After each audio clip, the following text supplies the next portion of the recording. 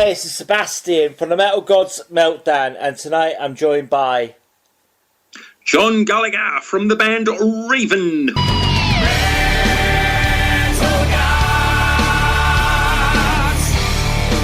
Metal City gets released in a few weeks' time.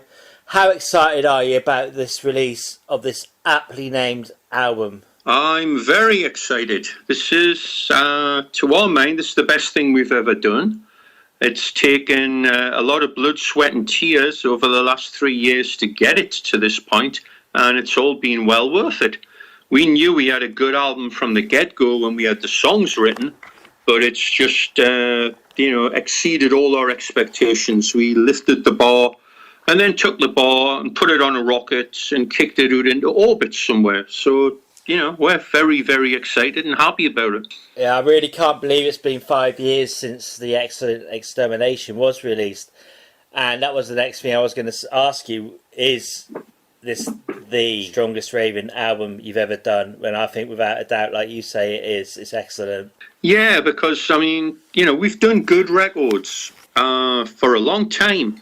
And after a while, they say, yeah, man, I really like your first three albums. And over the last few years, it's been, you know what? We're going to have to work harder here. We need to have people not say that anymore and just say, I love your new album. Not to denigrate the older stuff at all, but we really wanted to, make a mark with this. And Extermination was a watermark as far as writing the songs, because we really put an awful lot of work into that as far as the pre-production and being critical. And, we basically took the lessons we learned from that when we were writing this album. So there was no placeholder, odds and ends, or stuff that this is an okay riff and we'll get back to that later. They cut all that crap out and just came up with really, really good songs. I was very prolific on this. I came up with 30, 35 songs, and they're all good. And it was wow, we got a great problem here in that, once Mark brought all his stuff in, it was geez, the only problem we got is selecting 10 great songs. And we wanted 10 songs this time round, because we've had, 13, 14, I think 15 on some, and it's difficult to get your hands around. And I think, a 35 to 45 minute album with 10 songs, you get your brain around it, you listen to it, you can put some kind of sequencing into it where it goes somewhere, takes you on a journey, and when it's finished, you want to get back on the roller coaster and do it again, Motorheading is my favourite track on the album today. Which would you say is your favourite? Oh, jeez, you're asking me to choose among my kids. The mantra for doing this was, totally from before we'd even written the songs, and all killer, no filler. If something's half measures, boom, next, something else. So I like them all. Doing the last week, we've been, red-eyed up all night editing the video for Metal City, which just came out 2 days ago. So that's banging around in my head. I was really proud the way we got When Worlds Collide together. That came together really well, because it's doing an epic style song's always a little more difficult, and we pulled it off. We pulled it off really well. But there's so many high points on this. As far as aggression, something like Break or something like Human Race is really different for us. It's further out there, But at the same time, it's still musical. And it's got that balance between the order and the chaos and the melody and the noise. It's kind of hard to get your hand around it. It's an organic thing, but when it's balanced right, it. And these songs have got the right ingredients. They tick the right boxes,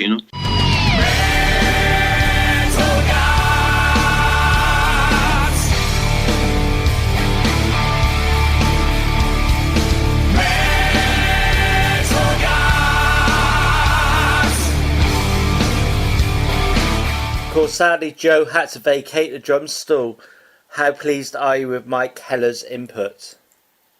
Mike's absolutely phenomenal on this album. I mean, you know, it's been a long time coming with Joe. He was done. He didn't want to be out on the road anymore, and he wasn't as enthralled about things as he'd been in the past, maybe, you know.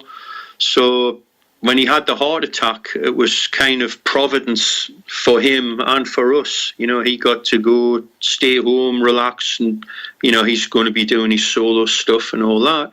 But we want to be out on the road and touring, and it was a strange situation after 30 years getting, you know, fill-in guys. And the second fill-in guy we got for, you know, like the second, third and fourth dates of that tour in May 2017 was Mike Heller. We talked for 30 minutes and then he got up on the drum stool and we did a set. No rehearsal, no nothing. And it was phenomenal. And we're like, oh my God. And talked about it a bit more, and the next night was 100% better than that, and then the next night off the charts on that. And we had other guys to do the European stuff, but we just said, let's talk when we get back, because there was a connection, there was chemistry, and you know, you can't buy that, you can't force that. It's either there or it's not. So he's just brought a ton of energy and enthusiasm into what's going on, which has inspired us to do the same thing, you know. So, like I said, the songs were there. The songs are all great. They were there from the get-go, but Mike's input as far as some of the arrangement things and just pure energy and his playing performance just took it to another place. I also love the fact, though, that Raven is still going and making awesome metal in 2020. Going strong and still relevant in 2020. What keeps you inspired and continuing the metal dream? We just love what we do, you know. And like you say, here this band's 46 years old. Wow. Since we decided we were going to form a band in 1974. Our first show was in 1975, so it's been 46 years. And we've never turned into an oldies act. We've always stayed relevant. We've always put out new music, and we always kill it live, and we still do. There's no let up whatsoever.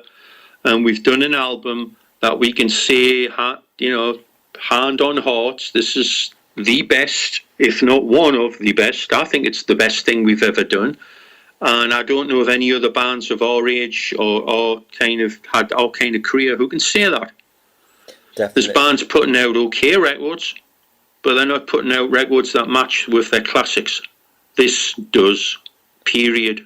Beat that, gauntlet thrown down. So have you thought about, I know this album's not even out yet, but have you thought about doing a new live album? Well, we just did one last year, so no. Screaming Murder, Death from Above, live in Aalborg. We were having delays on doing this record and looking at each other like, we got to put something out because it's getting silly here. We need to get a little breathing room. Do we have anything live? And Mike said, well, I've got a whole bunch of stuff that people have given me from shows, because now they can record 24 track off the board if the board is equipped that way very easily. And a guy had given us a memory stick in, I think it was November 2017. We were on tour with Voodoo in Europe, and it was Aalborg, Denmark. The guy said, here is the set, I've recorded it for you, enjoy, you know. And we never listened. So he put it in, listened, was blown away, and said, you got to hear this. There was almost no technical issues whatsoever. I'd broken a string on the bass, which never happens, but I'd broken a string in the middle of Hell Patrol, so I just kept singing and changed basses. So we just had to copy and paste 3 seconds of bass guitar to fill the hole, which wasn't a big deal. And other than that, what you hear is what you get. And the album's the perfect fill-in between Extermination and Metal City, because it introduces Mike and it shows you the fire of the band on stage, because even in this age of YouTube and thinking that everyone's videoing, you know, even when you go to the bathroom, for God's sake, there's still a little bit of, you know, trepidation when someone tells you we're recording live tonight and the red light's on. So we didn't have any of that, and therefore you just hear us unhinged, crazy, and out of control. How pleased are you to have started back in the 70s? I mean, you've just saying there, like, you've been able to cut and paste with with the last live album, but obviously back in the day you couldn't do that. But are you still pleased you did start back out in the 70s rather than in this crazy world that we live in Well, today? yeah, because back then you had enough time to learn your trade. I mean, we learned to play our instruments, we taught ourselves.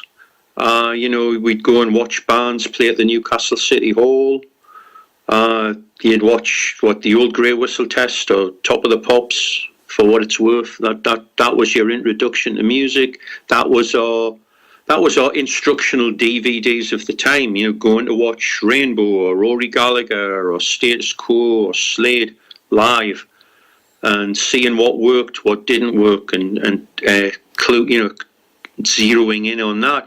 And then we played the pubs, and then we played the clubs, the working men's clubs. Entertain me or die. And you learn very quickly how to be an entertaining band and put on a show and put on, the full package. It's not about standing there looking at your shoes, playing arpeggios at 400 mile an hour. One well-placed note can destroy that, and you don't see that so much with a lot of bands these days. It's all seems very contrived, and the recording process is contrived, and then live they've got backing tracks. And so yeah, I'm pleased I grew up when I could see bands, when dinosaurs ruled the earth, and saw real bands play real music. And that's the tradition we have. We play live with a large amount of improvisation. We make stuff up as we go along. We don't play the same solos in the songs. We make solos up on the spot. There may be a bare framework, but we stray from that often. And that was what was such a joy in finding Mike Heller, because he plays drums the same way. He loves to improvise and put new stuff in. And that way it keeps it fresh for us, and it provides the audience with a fresh, one-time only experience, and we, if we're headlining, we like to mix the setup too. We'll play songs one night that we don't play the next night. Just makes it fun for us, and if people are coming to see more than one show, that they see that, they say, oh wow, you did this song tonight. Like, yeah, we mix it up. I know Sebastian Bach's got major beef with this, with bands using the backing tracks these days. But it's ludicrous. I mean, you've got what amounts to 4, 5, 6. I've saw bands who have got 9 people on stage, and still 50% of what you're hearing is on backing tracks. Disgusting. Come on, man. You don't need that.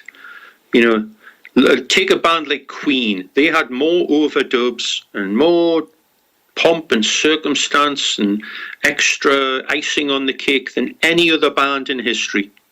Especially then. They really did.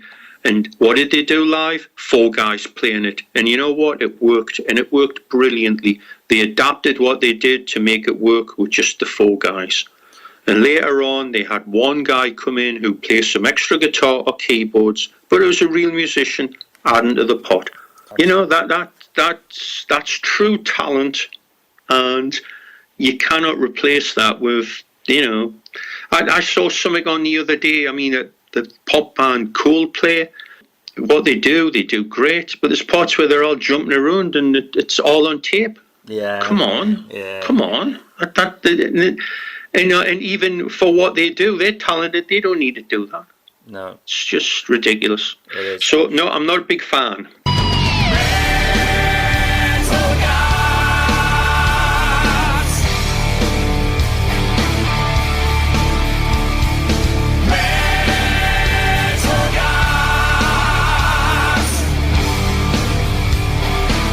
Of course, coronavirus is still wreaking havoc around the world, and you live in the States. Our release date is near the end of September. Are you planning to do some live streams, or is there plans to do a few local gigs around where you live? I mean, I'm not sure what it's like where you are at the moment. Going on tour in February in Europe. Right. We have dates we'll be announcing very soon. We're doing a full tour. And we'll be touring everywhere else as soon as we can get our grubby little mitts on more dates. We'll be doing that. This scamdemic will all be over probably November 4th, and we'll move forward from then. Can you tell me what has been the most outrageous thing you've ever done in the name of rock and roll? Oh, jeez. I could, but I'd have to kill you. Those things can't be printed. And to pull one out of my arse at the moment is a difficult proposition.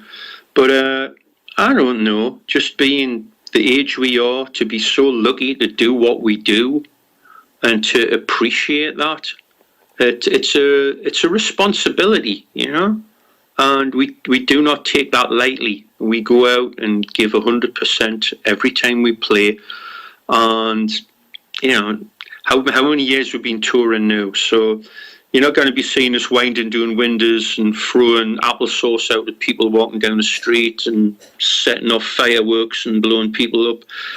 You know, those things are best left to the 18 and 19-year-old bands to let them get arrested for doing that. We'll leave it alone. But we've always been the kind of band that pretty much kept all the fireworks on stage. I've seen so many bands like flame out through drink and drugs and outrageous behaviour. And most of the time, none of that outrageous behaviour manifested itself on stage. They were very boring on stage. I mean, take a look at the Eagles, right? Would you say that they're a scintillating, exciting live band? No. Not really, but back in the day, they actually had chainsaws in flight cases that they used to take to the hotels. They were insane, absolutely mental. So no, we flip that and we keep all the crazy on stage, and we're, you know, pretty much regular people off it. Can you tell me what you'd like to be remembered for in 100 years' time?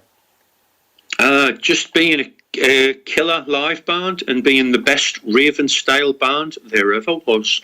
And can you tell us why we should check out Metal City? Because it's the best fucking album that'll come out this stinking horrible year. And it's the best fucking album we've ever done. And if you like your heavy metal, fast, furious, with melody and musicianship, check it out. Do you have any final words for your fans and our listeners? Just thank you so much for your support. We will wear it always, as they say. Thank you, and hopefully you're going to love this new record, and we'll come and see you in 2021. Hello, ladies and gentlemen, this is John Gallagher from Raven, and you are listening to the Metal Gods Meltdown. Turn it up!